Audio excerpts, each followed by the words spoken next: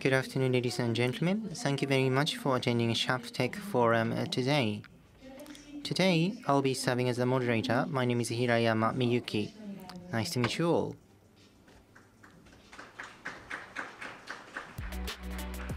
This year, Sharp Corporation marks its 111th anniversary since its foundation.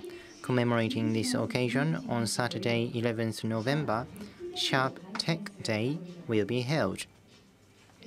Currently, Sharp has a slogan, "Be a game changer," and Sharp has been enhancing its development resources, and in cooperation with global businesses as well as startup companies, it is accelerating open innovation, and in the areas of AI, robotics, cross-reality, 6G, food, water, air, green, space, and so on, Sharp is trying to create innovative technology which can transform society.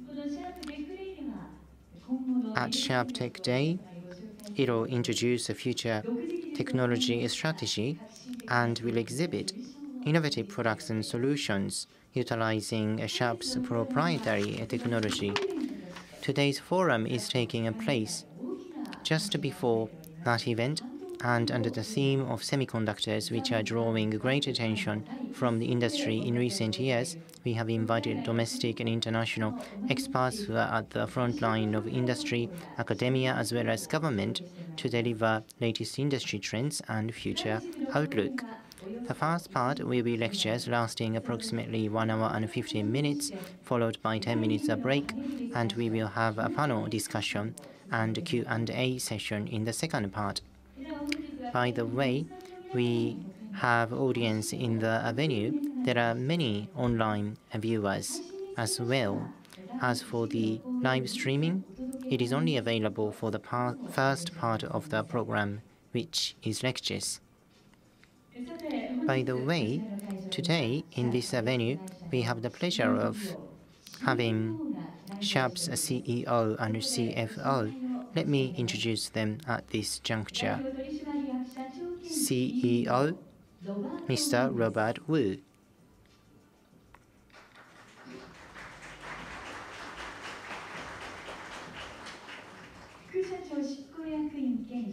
CFO, Mr. Brandon Chen.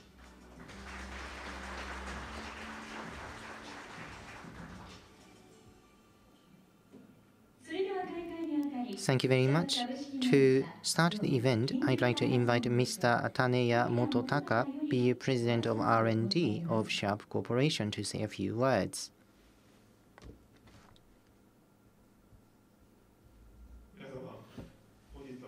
Ladies and gentlemen, thank you very much for taking time out of your busy schedule to participate in the Sharp Tech Forum. As was mentioned by the MC, today we have a packed venue, and there are many audience watching online.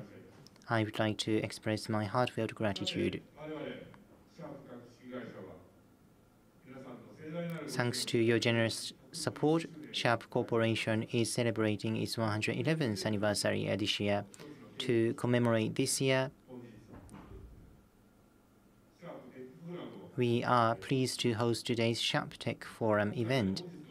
The theme of this year's forum is semiconductors, which are currently the focus of great attention in the industrial world, which are supporting our lives. I believe that you don't see semiconductors on a daily basis, but AI is creating a major trend, and AI is supported by the semiconductors, and the evolution of semiconductors will be indispensable for our lives, and this is one major technology trend, needless to say, not only limited to AI, but also next generation communications, robotics, and so on.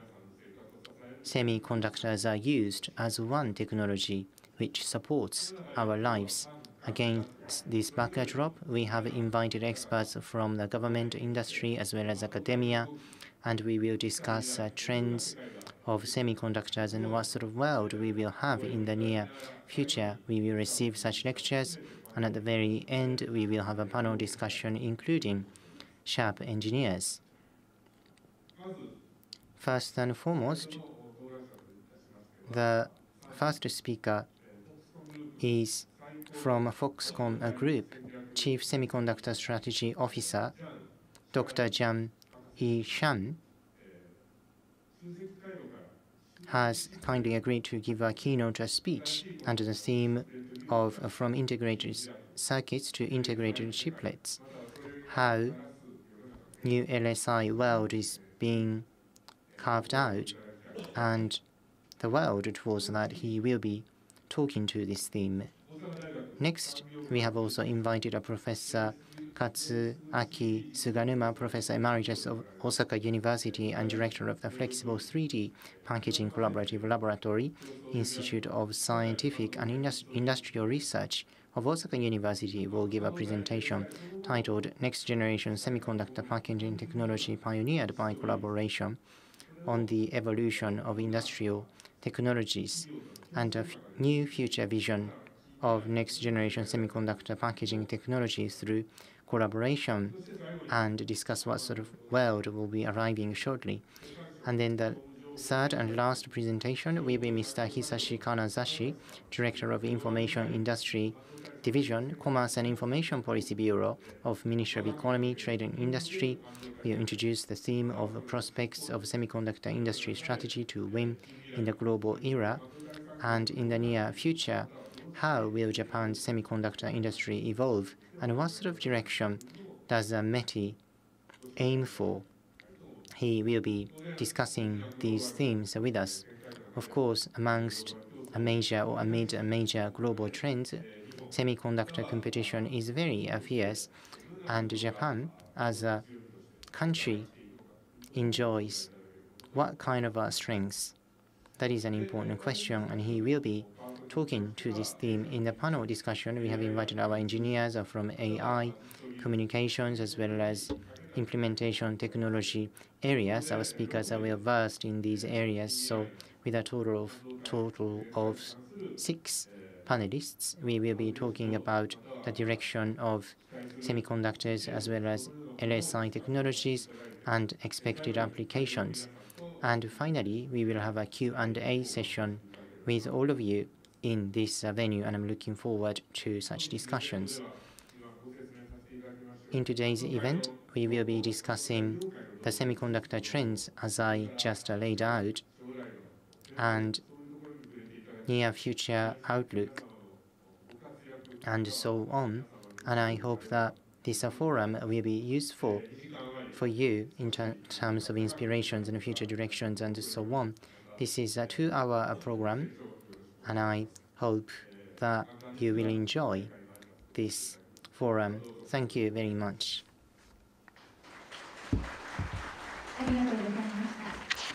Thank you very much.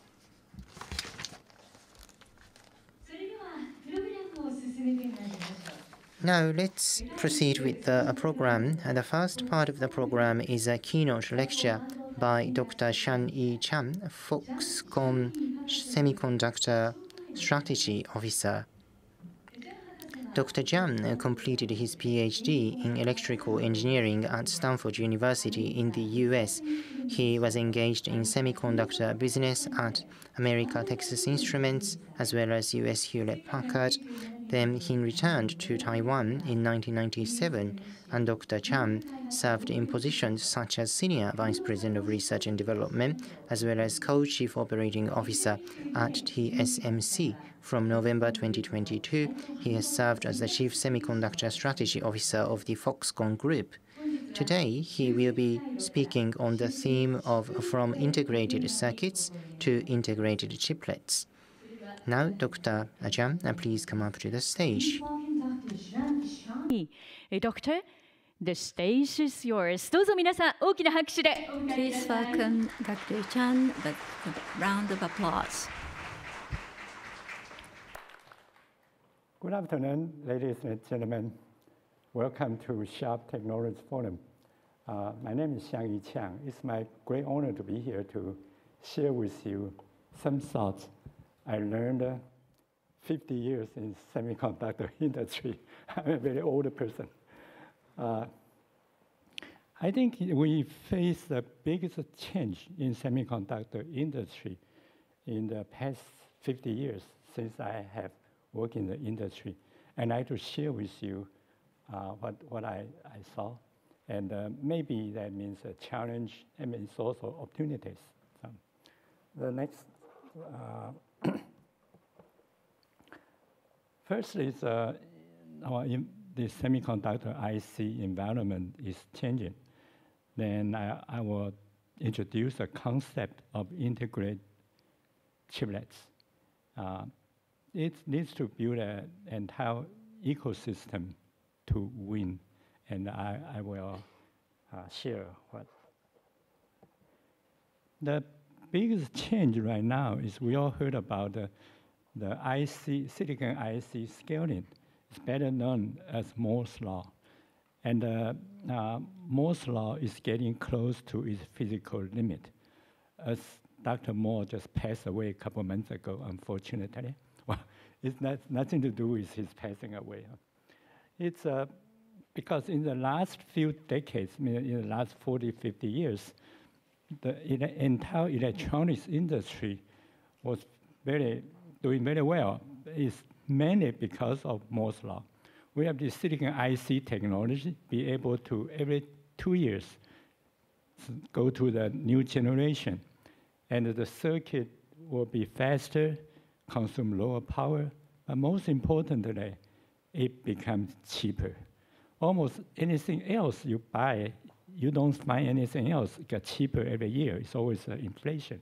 But this is a very few exceptions, it gets cheaper. And for example, this generation of the semiconductor chip, the next generation, it can shrink to half of the size. That's why it gets cheaper. But usually the company, they do not just simply shrink to 1/2, make it cheaper. Because if you have a cell phone, you make it a little bit cheaper, people are not going to buy it. Instead of make the die smaller, they make it, after they shrink it, they make it a bit bigger, so they add more functionality. That's why I encourage everybody to buy a new phone.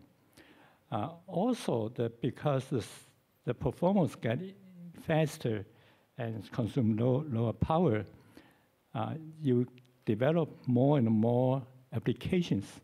That's why it fueled the very booming of the electronics product, all because of Moore's Law. Now the Moore's Law is getting close to its end. Why is it getting close to its end? It's a very simple way to explain that is we all heard about right now, Japan started this 2-nanometer technology initiative. And what 2-nanometer mean? Well, supposedly 2-nanometer means it's a minimum dimension is 2 nanometer. That means 4 atomic layers. 4 atomic layers just used to be that way, but right now people call it 2 nanometer, 4 nanometer, 5 nanometer. It's just a marketing purpose. They don't really go by the minimum dimension. But if 2 nanometer means 4 atomic layers, usually if you try to make it work, there's a very tight spec. And roughly speaking, the spec is plus minus 10%. If you make 2 nanometer, you can have plus minus 0.2 nanometer. And that's less than 1 atomic layer. So when you go to 2 nanometer, really you cannot go any further. That's why I approach the physical limit, because every atom occupy 5 angstrom, means half nanometer. So that if the Moore's Law is getting its close to its physical limit, then impact this industry. We cannot enjoy every 2 years, the performance got improved a lot, and power got dropped, and cost become 1/2. All this will go away. So we need to figure out how to react that. And this is really the biggest thing I ever seen in semiconductor industry, 50 years I've been involved. Besides that, we can see like now, if we see from the leading edge technology, they're working on 4 nanometer technology. What do you mean? If you design a circuit using 4 nanometer technology, very, very expensive, because you have the tens of billions of transistors. You need to invest a lot in design tools. You need to hire a lot of people. A typical 4 nanometer development cost is about $2 billion. And a typical the R&D expense for the design company is about 20 to 25%. So that means if you design a 4 nanometer circuit, you have to sell for $10 billion to be able to recover your development investment. And so that means a very large volume product. Only large volume product can enjoy using 4 nanometer. When you tape out a 4 nanometer technology, the photo mask costs you like $15 to $20 million just by the photo mask. So the designer usually very, very nervous. I was told by my older customer, after he taped out, he couldn't sleep for 3 months before he got a wafer back and test, make sure it works. Because if he makes a mistake in the design, his company has to pay another $15 to $20 million for another set of masks. So he can only pray, hope it works. It's a pretty high pressure. So again, for how many products you can sell $10 billion? $10 billion means probably you have to sell more than 500 million parts. Only like cell phone, you can sell that much volume because all the different brand cell phone, they use pretty much the same chips. So going forward, there are not many products can enjoy the 4 nanometer, 3 nanometer, 2 nanometer technology. Meanwhile, when because every electronic product, they very much depend on, for the next generation, very much depend on the advance in the IC technology. So they wouldn't take risk to change everything else. So now we look back, the system design, architect has not changed too much. It's still basically, for example, use the logic-centric, CPU-centric system design. Today, there are many applications will be much better off use memory-centric system design, but it's not available. Because during this development, every product design, they just use the next generation IC. They don't have time, and they wouldn't take the risk to change anything else. Because they do that, if they run into trouble, their competitor will win. So the system design and the package didn't change too much. The package industry, usually they work very hard to reduce the cost, but they do not advance the technology too much. So after 20, 30, 40 years, if you look back, the package is a bottleneck in some applications. When I worked at TSMC in 2009, this is 14 years ago, we began to realize that at that time, this graphic chip is one of our biggest customers, and they are the technology driver for TSMC. And I noticed that for the graphic module, at that time used 45 nanometer technology, and it's one GPU drive 8 DRAM. If we're trying to do some simulation, for GPU is one of a particular case. you need to pass the data very frequently between GPU and memory. You pass the data to DRAM and get the data back.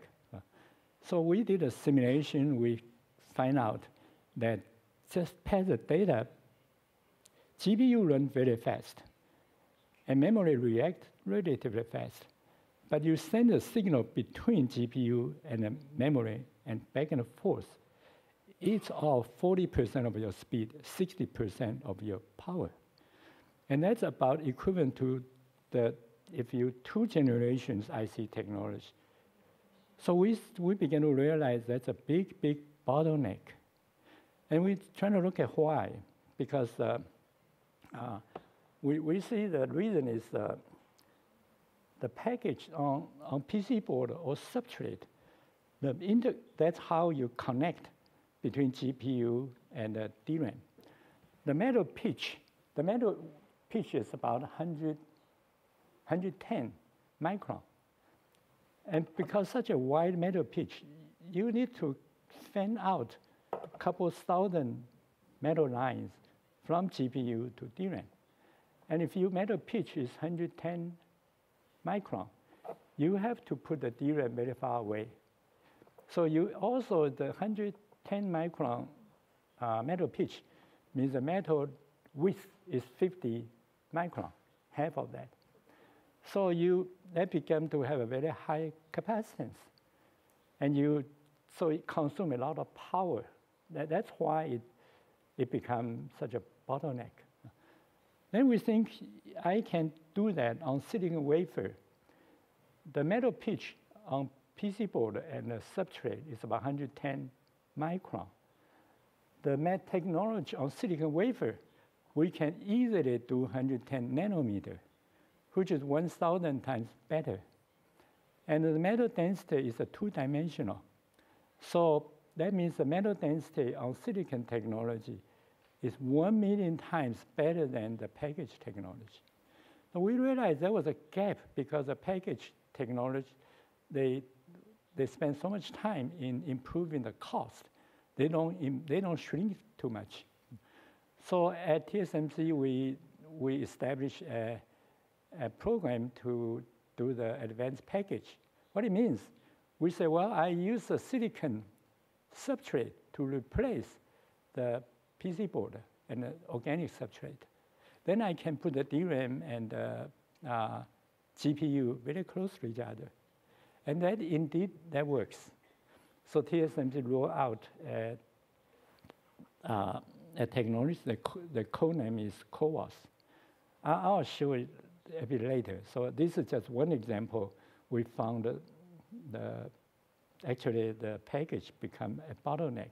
So we developed something we call advanced package to open up this bottleneck. Okay, this is a technology change. But at the same time, we found that the market has changed. Used to be from mainframe computer to desktop to PC to smartphone, it's the same product. But right now, it seems like the biggest market is IoT or AIoT. They are very, very diversified. So we cannot find a single product you can sell for $10 billion because they're so scattered. So that's become a challenge from application side. So from the technology side and from the application side, then we began to figure out these 2 major changes, Moore's law getting close to its limit, physical limit, and also the application becomes so diversified. From these two changes, we found the current this ecosystem cannot support the new product going forward. So we need some changes. Okay, this I spent much time on the last view graph that this one will be easier because I already said in 1980s that there's always a technology driver for the IC technology. And in the 1980s, and before, it usually was a mainframe computer, then became a desktop, became a PC, feature phone, smartphone. In all these cases, they are kind of single product, single type product. Maybe there are many different companies working on that, but it's single product. And they are very similar. They can use the same chip, they can share the same chips. And usually, in this case, the market is dominated by a few large companies. I used to be dominated by IBM, by Apple, HP, Dell, from time to time. Now, when it comes in AIoT and IoT, they will be very diversified. You will have you will have different like IoT, personal product, smart home, smart city, smart car, or industry application. And in each category, there are hundreds of different products. So these are very diversified needs. It's hard for us to find a single product you can sell for a few 100 million parts. So this is a big change. I just, what I mentioned in the previous view graph. Next, again, I already said that we found this is a GPU on the upper left corner. One GPU drives 8 DRAMs. You can see how far away they are. The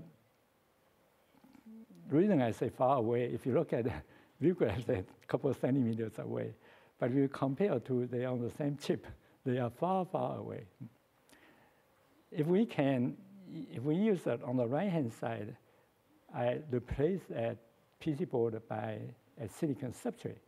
So we call it silicon interposer. Then they can be put almost right next to each other. Then your speed is improved when you pass the signal back and forth, or your power consumption is significantly reduced. The performance become very close to they are on the same chip. And that's a very significant. Actually, at TSMC, when we first developed the advanced package technology, we only had one thing in mind, to improve GPU module. We didn't realize today the AI benefit more than graphic chips. But AI basically use graphic kind of architect, pretty much similar. Also, until we did that, we began to realize in the past, there's a golden rule for IC players. If you can integrate 2 chips into one, it's always better. If you can integrate 3 chips into one, it's even better. But with advanced package technology, after we did that, we began to realize today's product, in many cases, if I divided one chip into 2, I'm much better off. And this, again, we didn't realize when we developed advanced technology. This is just by pure luck. Sometimes you win by have a good luck. Sometimes you lose with a bad luck. I give you one example. Like for smartphone, there's a main chip. One is the AP.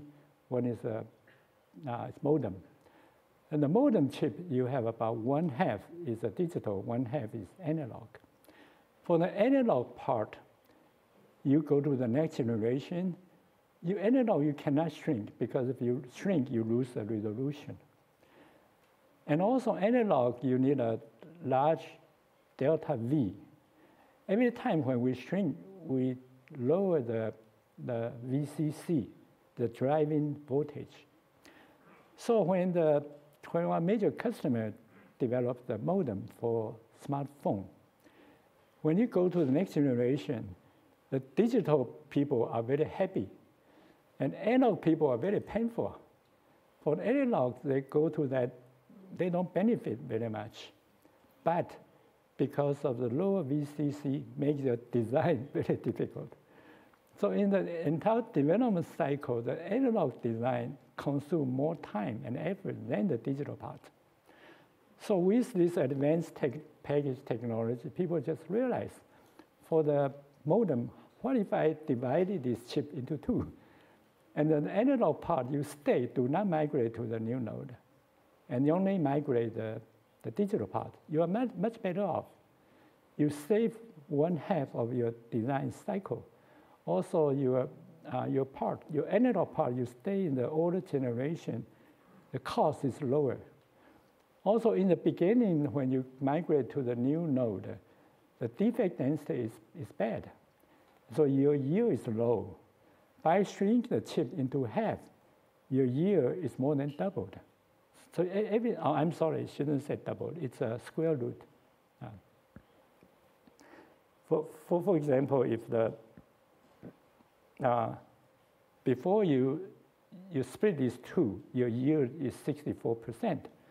After you divided the analog and digital, your yield, digital part of your yield will be 80%. 0.8 by 0.8 is 0.64. That's a relationship.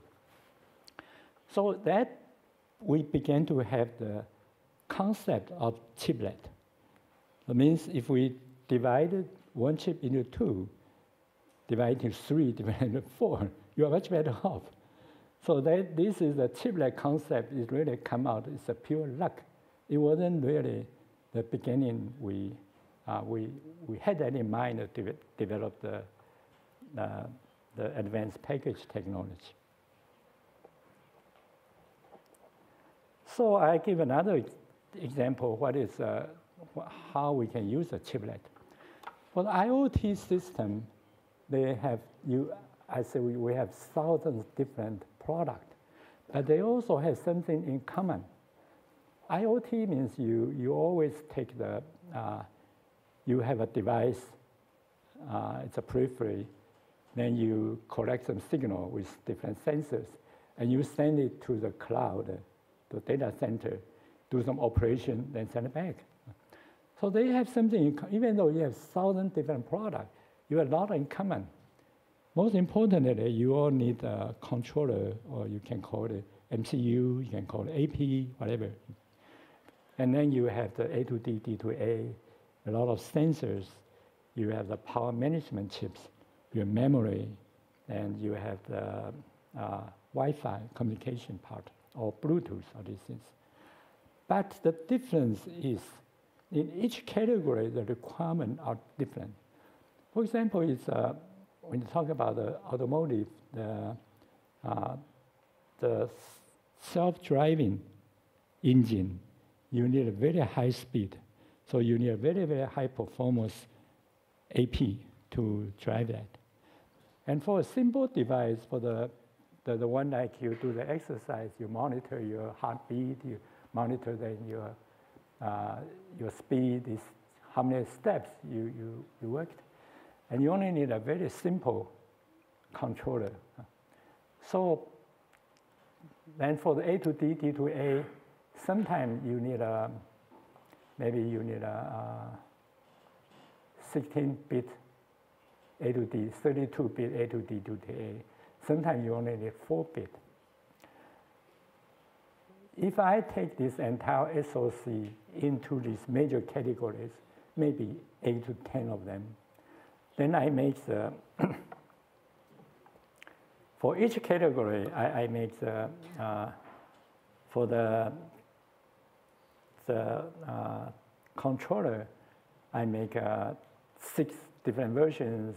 For A to D, D to A, I make 8 different versions.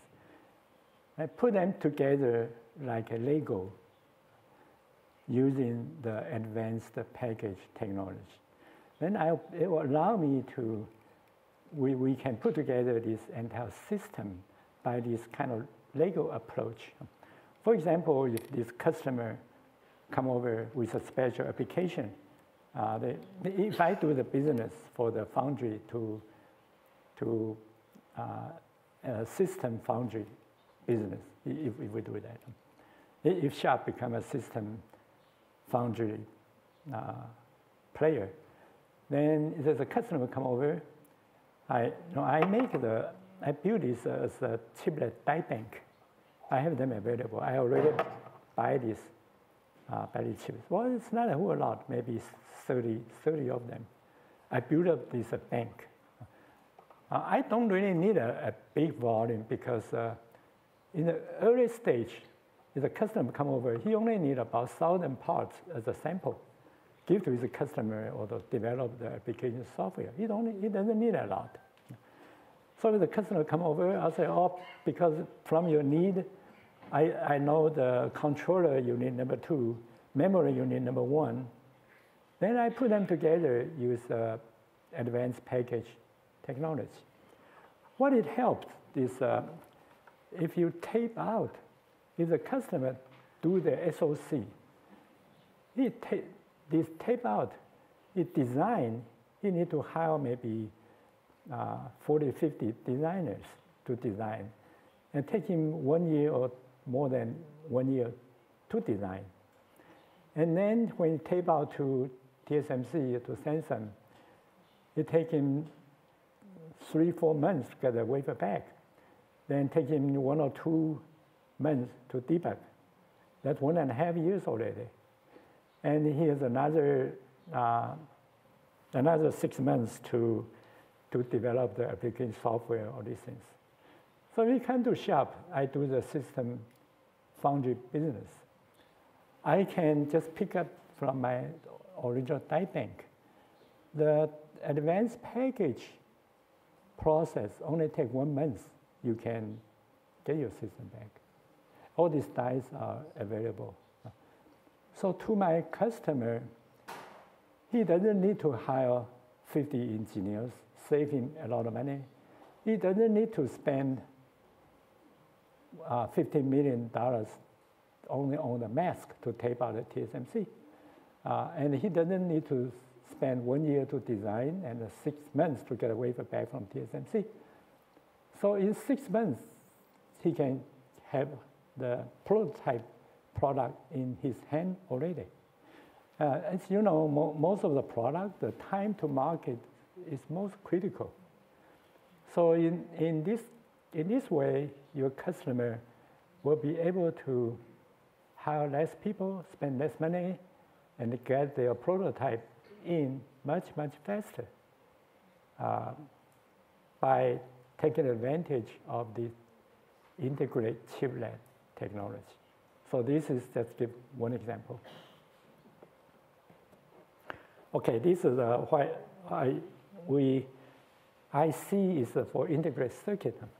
You put a different circuit, transistors, resistors, capacitors on one piece of silicon called integrated circuits. And we had an advanced package platform. So by integrate chiplets together, so we call it integrate chiplets. And this entire integration is a system level integration based on advanced package platform. So this is a concept of the integrated chiplets. Again, so repeat what I just said is looking for the overall system design hardware. It can be partitioned into different units, like I just used the example of the IoT device or AIoT device example. We participate into about 10 pieces. And each piece, we develop a die bank for a couple of choices. Then we use the advanced package platform to put them together with a performance very close to they are on the same chip. But I do not need to design this entire chip. In some way, it's the concept a little bit like you put the IP into a hardware called chiplets. In this case, you really can connect all these chiplets, and you can try to achieve the optimum overall performance. We think this integrated chiplet approach will become will be a trend I'm not trying to say this will replace everything. It will not, because we have all the product so complicated. This may help some special product, but will not replace everything. Again, okay. Let me say what are the advantages. We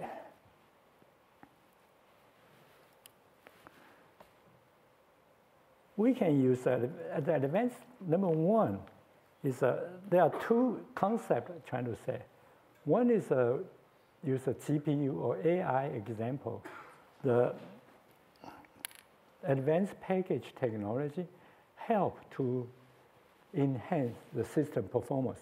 As I just said, like a GPU, because we can put the GPU and the DRAM close to each other, you can save 40% of the delay, you can save 60% of the power consumption, and that is improve the performance. But this is only for a few cases, like the GPU, CPU, and AI engine. For many others, it didn't really make too much difference. This is one. So one is to enhance the performance. And number two is it's a module approach. Give you a very good flexibility and allow you to put together the you can use kind of like a Lego approach. And we realize it able to, like if I break, like the example I showed earlier, if I break the IoT into into 10 parts, I can use the CPU, I can use 5-nanometer technology. For the power management, I can use 0.18 micron technology. For each different parts, I can pick whatever the best technology node, optimum for performance and cost. Very important. And I can even use 3,5 compound. I can use gallium nitride, gallium arsenide for optical application, and I can use silicon carbide for power management. I can integrate all this together for the best performance and optimum cost. So this is called heterogeneous integration. So these are the couple of advantages we try to emphasize. What it takes to make it happen? First, we need to build up the entire ecosystem. Why silicon IC technology is so useful today? Because it has a very complete ecosystem. It's built in last 40, 50 years. You have the material, you have the process equipment, and you have the CAD tool, computer design aids, and you have the silicon wafer package design with testing with all this. This is the entire platform. And we try to promote the chiplet technology. You need to build up this ecosystem, this platform. Because, for example, like how do we interface between these chiplets? You need some standard, and you need TCAD tools to do your design optimization, these things. So everybody really to work together. It's more than one company can do that. Everybody had to partner together to make it happen. So whoever can put together this ecosystem will be the final winner. Again, what I'm trying to say is the silicon IC technology scaling is really has been the main engine to drive the electronics product to have such booming the last 40, 50 years. Now it's getting close to its end. I'm not trying to say chiplet will replace that. No, it's not the case. I think we are waiting for the younger generation, most of you in the audience, to have innovation to replace the silicon technology. we hope. Before that happened, we find this more like an incremental progress. You're trying to optimize, or we found that the bottleneck is package, and we think the system design has some room to improve. So when we are waiting for the big innovation, we can try to improve this little by little, and from package side, from system design side, to improve the entire system performance. And we're waiting for the big innovation. So that is my point. Well, thank you very much. ジャン博士、ありがとうございました。We thank you very much for your inspiring presentation, Dr. Zhang. You may now Do leave I the wait stage. for a question or I don't? Not later? I just go. Yes. Thank you so much. どうぞ皆さん大きな拍手で。Please give him a big round of applause once again.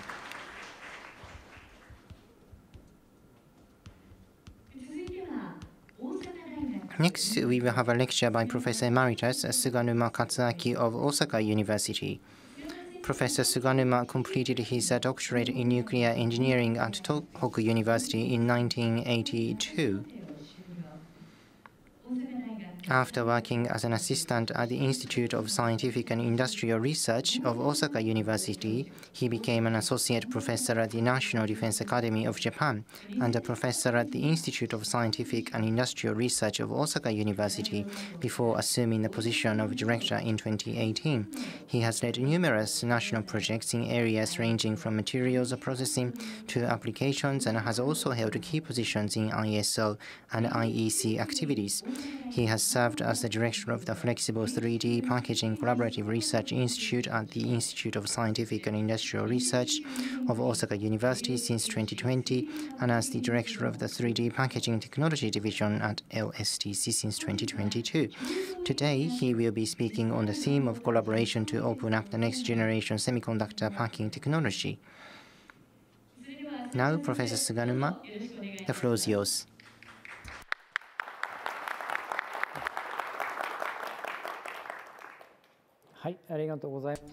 Thank you for that kind introduction. My name is Suganuma from Osaka University, and this is also Institute of Scientific and Industrial Research that I have been working for. I am a part of the management of the institute. First of all, I'd like to congratulate on the 111th anniversary of SHOT Corporation. You have a wonderful technology. Our institute has 80 years of history. Your history is much, much longer than ours. As you know, in Kansai area, the west part of Japan, electronics industry is very, and has been very active. We can work thanks to electronics companies, parts manufacturers, equipment manufacturers. All of these companies have worked together in the past, especially Osaka University focused on packaging technology. And that is really the basis we have been working together to lay down the foundation. Today, I want to talk about the next generation semiconductors. There was in detail keynote presentation. So today I would like to only focus on these two topics. And later I'm looking forward to have exchanges of views later on during the panel discussion. So packaging technology is part of implementation, which is very important for semiconductors, especially for power semiconductors and advanced semiconductors, which are really the strengths of Japan. So materials, processes, know-hows for packaging technology, and furthermore, reliability of the product that are produced. All of these need to be maintained and enhanced into the future. That is what I hope for. So that's what I want to discuss in my presentation. Every day in various media and newspapers, we received newspaper. This is an example of news in May, when G7 summit was held. Prime Minister welcomed major enterprises from the rest of the world for discussion. Many companies indicated their intention to invest in Japan. And what you see here on the left-hand side, the CEO of Intel said that they are going to set up an office or post-process or back-end process factory in Japan. So that is packaging line. The packaging has been built with an ecosystem of companies, and we have built that packaging technology in Japan. That is why global companies are willing to invest. It's not just we universities. We have been working with industry partners, and our wish is to create the new world.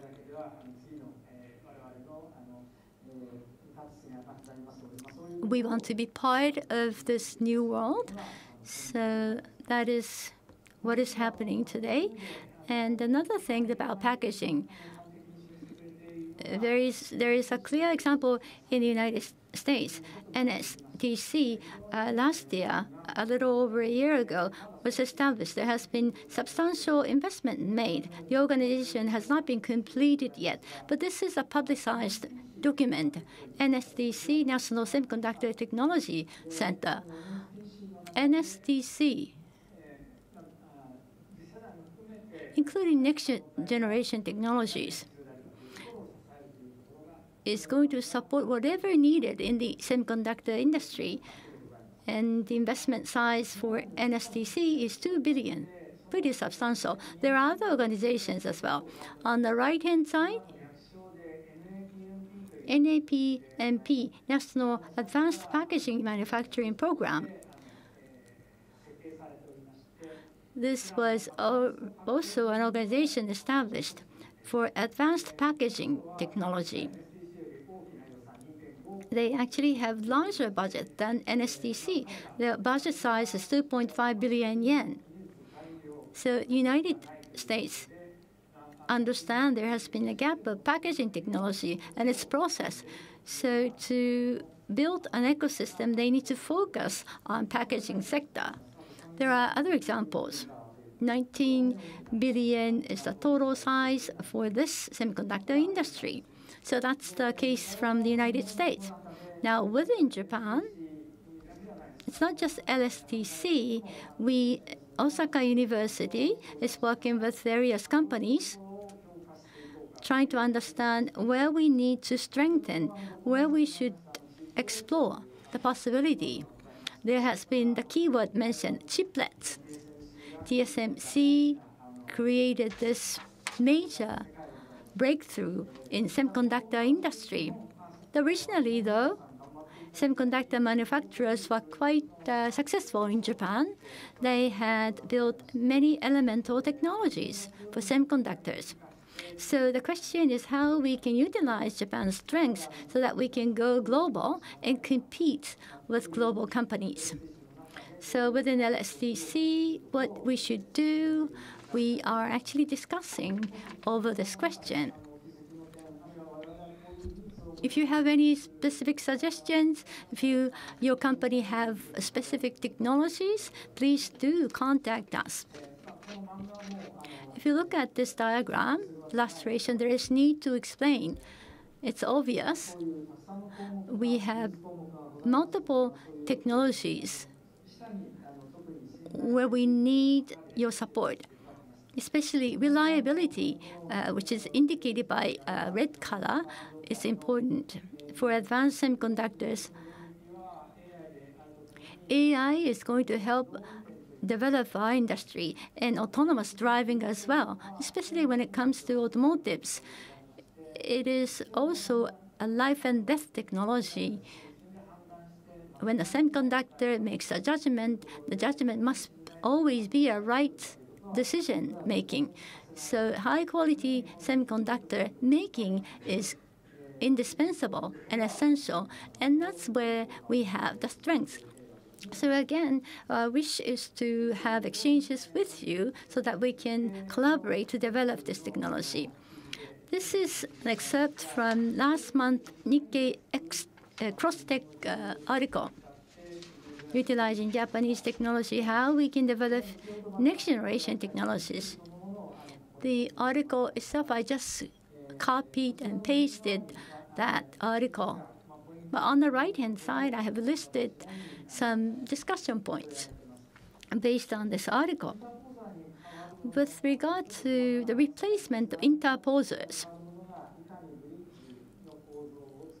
how can that replacement create the bridge structure? Advanced semiconductor companies do have their own ideas for bridges. They have been able to commercialize some of those technologies. And they have proven already that results in much faster speed and performance. So bridge is something that comes out of Japan. We need to appeal to the world that this is the Japanese technology. And also RDL as well, redistribution layer. Each company has its own stacking, its own structure. And that's where we might always find new materials and interfaces. So when it comes to hybrid bonding as well as substrate, RDL as well, all of these used to be the area where Japan was quite strong. We were always the number one to propose new technologies in those areas. So let's utilize our strength. This is another example from Apple M1, which was the CPU launched last year, which actually connect two silicons. You can't see the bridge structure, but CPU performance and GPU performance, as you can see in these data or graphs. This is a simple example. Power consumption is much smaller, and performance is much better as a result. So that's a new packaging structure and materials, what they can do to achieve. We want to go ahead and generate a new world. So chiplets, how can we create chiplet structure cheaply and with high reliability? US is leading this effort. As you can see, there is a standard making organization, UCLE. The already first version is just about to be publicized. So standardization is progressing. Again, we want to be part of that effort that is making progress. This is my last slide. I talked about reliability early on. What is important about this is when you think of logic, making logic in 3D is extremely difficult. So it's not just wiring, it is more about fighting against heat, unless not like memory. So how can we overcome the heat problem in terms of logic 3D? I think it's more about materials and structure. On the upper left-hand side, you see IRDS forecast some time ago. It shows CPU computing power and performance with one CPU, 1 teraflops. This is the level achieved only by old supercomputer in the past. But if we are not able to overcome heat, we will not be able to elevate that computing power further. In other words, the line stays in there, in red line. Heat affects CPU power as well as reliability. So think of autonomous driving and other applications where a social infrastructure should not be broken. That AI or CPU or GPU, we should be able to propose unbreakable CPUs for these applications to the world. And that can be supported by human resources. You see a map of Taiwan. There are 4 top universities in Taiwan. Last fall, I spent about 4 weeks in Taiwan. I was invited there and stayed there some time. In south and middle part of Taiwan, close to major universities, there are major enterprises sitting next to them, growing together. In the south, there is Cheng University. Cheng University. The students are very active. I really envied them. For a whole nation, they are dedicated to semiconductor development. And this is something that we should learn from Taiwan. We would like to establish a center like that. And at the bottom of the slide, you see IMEC example. You see the IMEC is actually almost co-located with top university, Leuven University. Distance is very important, physical distance. When people grow, wonderful technologies will also grow. So that's something that I'd like to see in Japan. I think I'm running short of my time. So LSTC, basically this is an open organization. Rapidus is a new semiconductor company to be established in Hokkaido Island. And to support their production, LSTC is going to play an important role. This is an open organization, so it can provide services to material, process, user, companies. So again, we would like to establish company-to-company collaboration. And also, we would like to promote the packaging technology that world expect of us. Thank you very much. Thank you very much, Professor. And please give him once again a big round of applause. Next, Mr. Kanazashi Hisashi, Director of Information Industry Division of Commerce and Information Policy Bureau of Ministry of Economy, Trade and Industry, will give a presentation. Mr. Kanazashi joined the Ministry of International Trade and Industry in 1998, after which he worked as a visiting researcher at Stanford University. He also received his MBA from EDIC Business School in France. Since 2009, he has served as a member of the Industrial Revitalization Division of Economic Industrial Policy Bureau and as a member of the Policy Planning Committee of General Affairs Division, Minister Secretariat since 2014. He has served as a planning officer at the Japan Economic Revitalization Secretariat, Cabinet Secretariat, Deputy Director of JETRO Los Angeles Office, Director of Industrial Creation Division, Economic and Industrial Policy Bureau, and Counselor in charge of Information, Industry and Digital Economy and Security, Minister Secretariat, before assuming his current position in July 2022. Today, he will be speaking on the theme of prospects for semiconductor industry strategies to win in the global era. Mr. Kanazashi, the floor is yours, please.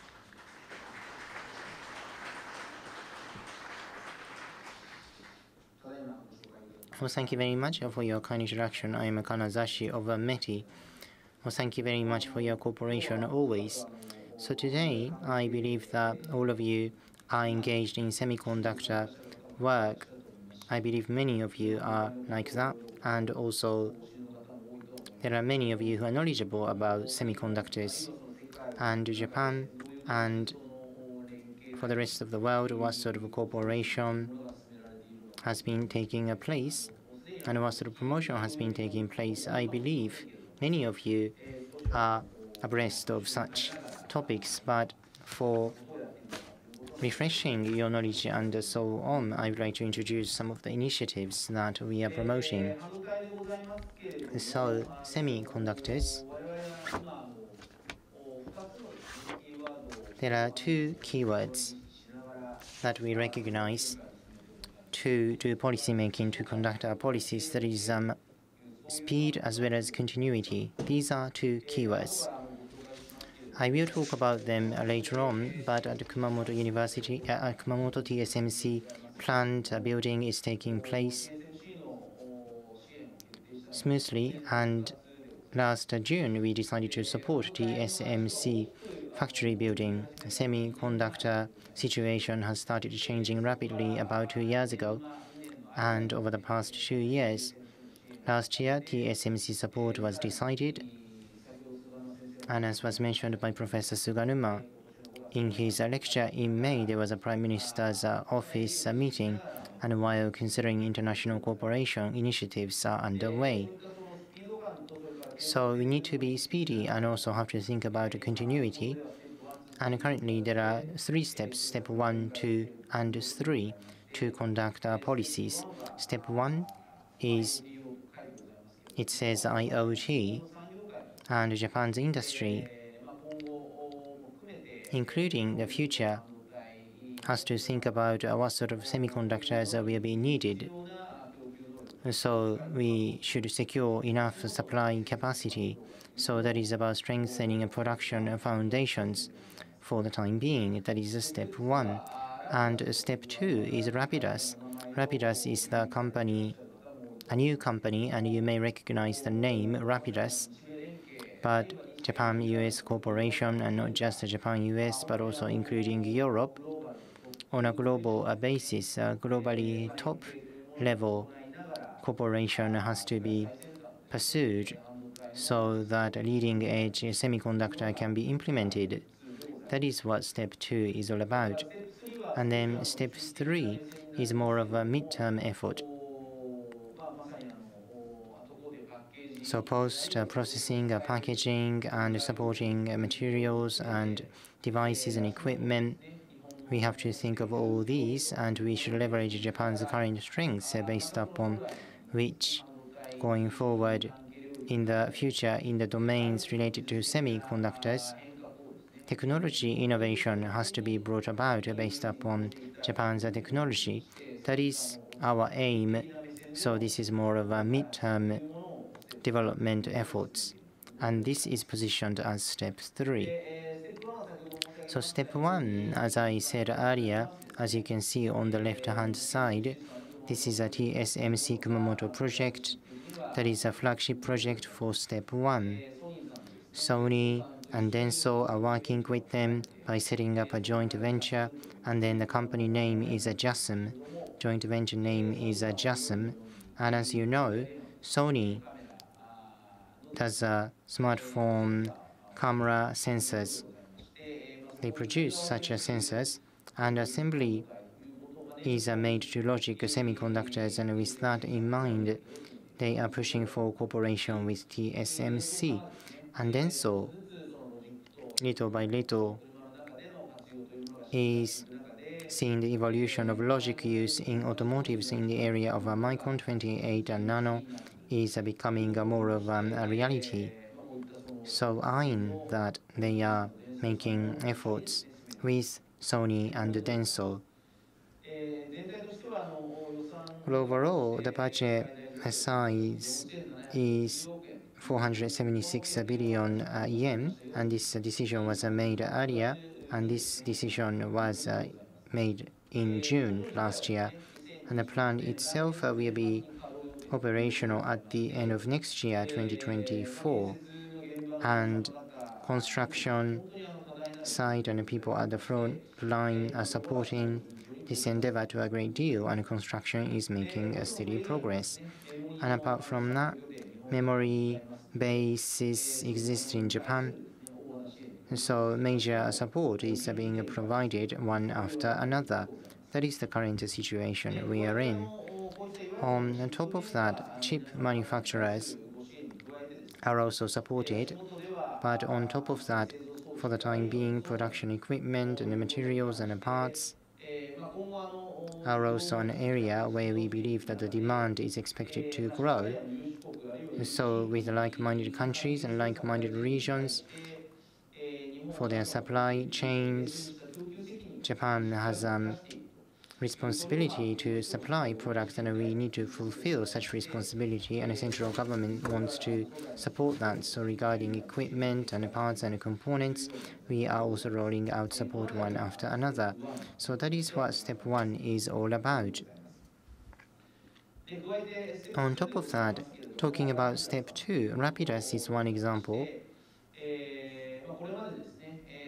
So far, last year, already 70 billion yen budget was secured, and from this year onwards, 260 billion yen of a budget was newly added for Rapidus.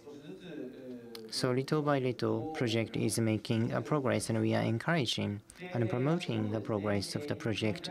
And for the time being, on the left-hand side in the column, that is Hokkaido Chitose city where building is taking place, because we've selected this location, and with the US IBM, and also, as was mentioned by Professor Suganuma, IMEC is another partner, which is energy advanced semiconductor development global top-notch research and development base. And we are working with IMEC, and also from FOFA and France, RESHI.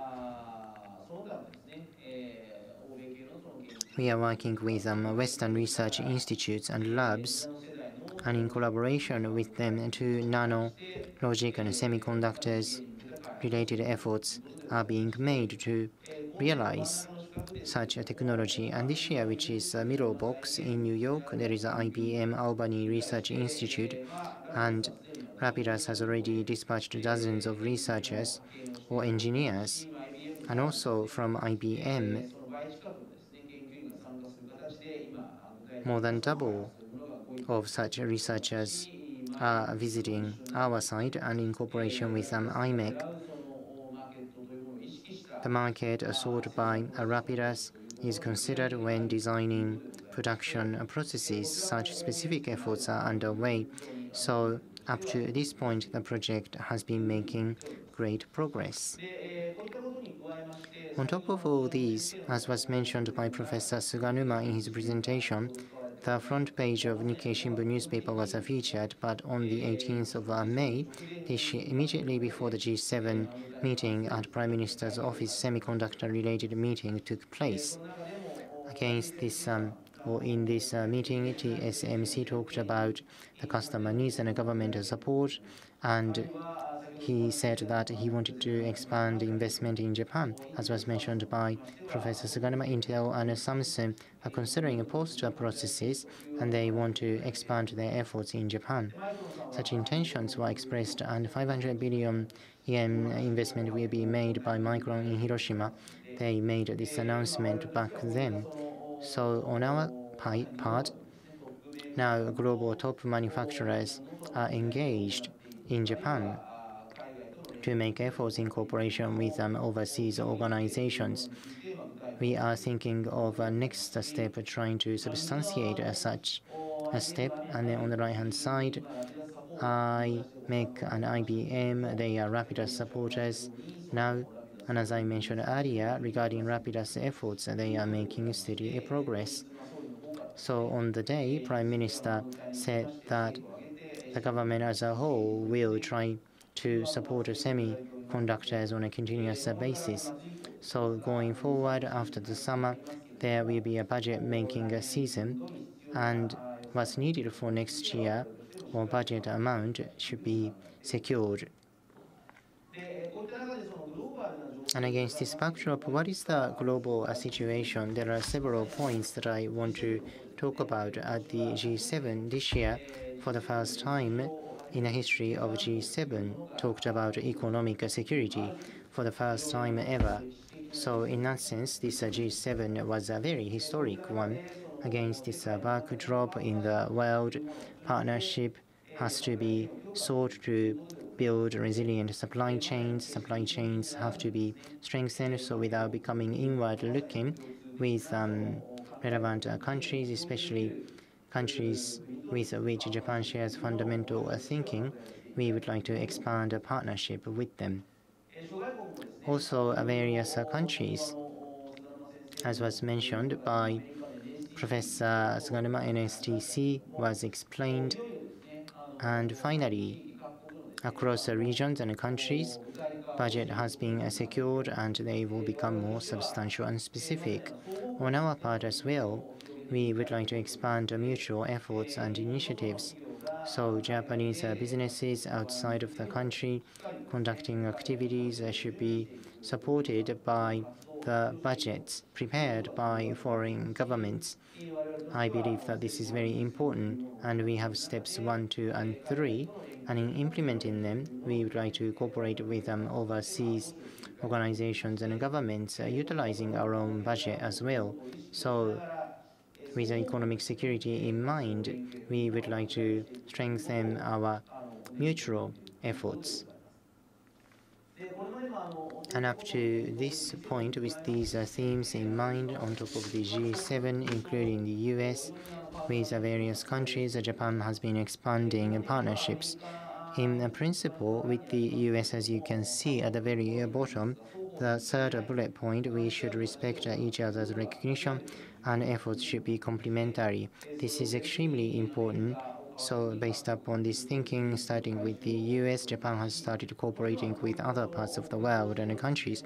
Of course, even with countries without MOCs, for example, Taiwan or the ROK, mutual and interactive discussions have started taking place. So we would like to appreciate these partners and their efforts. And recently, there have been a lot of developments with India. So I myself last month visited India. So newly, India is another partner which we are acutely aware of so that we can expand our cooperation with foreign countries. Finally, I have been explaining semiconductor topics all along, but the most important point is the industry which actually uses semiconductors and their green and digital transformation. How to promote their transformations is very important. So in that sense, the second bullet point on this slide says that AI and edge technology are making a progress and evolution. So customer chip demand will expand depending on applications and digitalization and green transformation.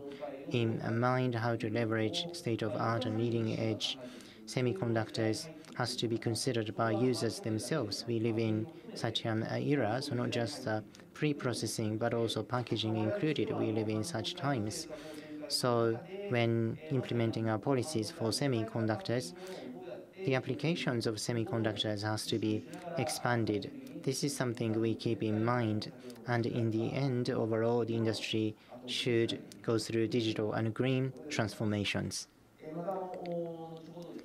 Also, later on during the panel discussion, I will be participating. So when we have the discussion, I'd like to introduce Meti's thinking and all of that.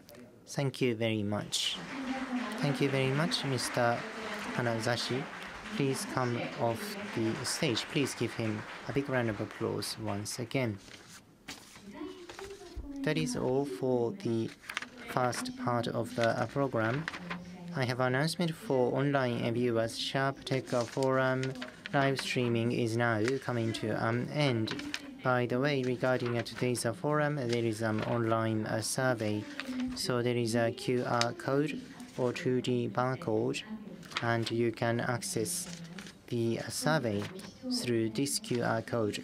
Well, thank you very much for taking time watching our program today.